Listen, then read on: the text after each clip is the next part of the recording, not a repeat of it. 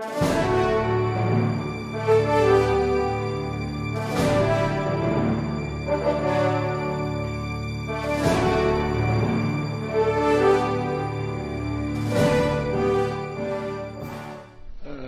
President, our rules are kind of ambiguous in impeachment trials because we had no previous experience. In fact, this is the second impeachment case we have had. We had to come up with a written ruling citing all of those cases because this question is serious. But being confronted with serious questions is a fact of life. We have to decide. We have to decide one way or the other. And this court has decided. Senator Miriam Defensor Santiago is within her rights to ask for a reconsideration by putting that issue to the floor under Rule 6, regardless of what the issue, whether or not it's a question of law or a question of fact. That is our respectful submission, Mr. President. Just wish to make of record our views on this point. First, it is an accepted principle that this impeachment court is a class by itself. It is not akin to any trial. It is not a judicial process, because otherwise, if it was a judicial process, then politicians like us should not have been made to sit in this court. It is not a quasi-judicial proceeding. It is a class of its own. And indeed, as cited by the Senate President, under the Constitution, we have the sole power to decide on this case.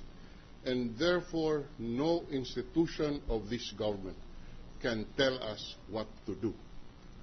This is the sole authority insofar as impeachment is concerned.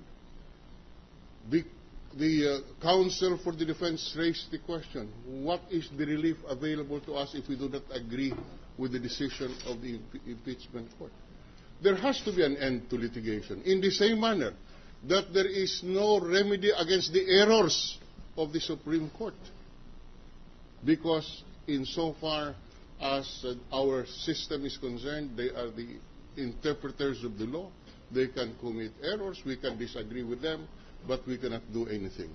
In the same manner, Mr. President, it is our respectful submission that this impeachment court is supreme in its power to try and decide impeachment cases. Thank you, Mr. President. What are the stated powers of the Chief Justice under the Constitution and the internal rules of the court?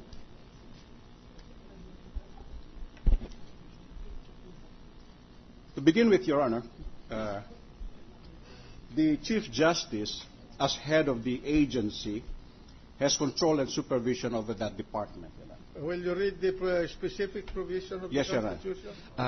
Gusto ko lang pong mag-manifest regarding an issue which was tackled just a while ago on the issue of the subpoena po of the justices and the records of the court, which is a very important component of Article 3 and Article 7 and other articles in the impeachment complaint po.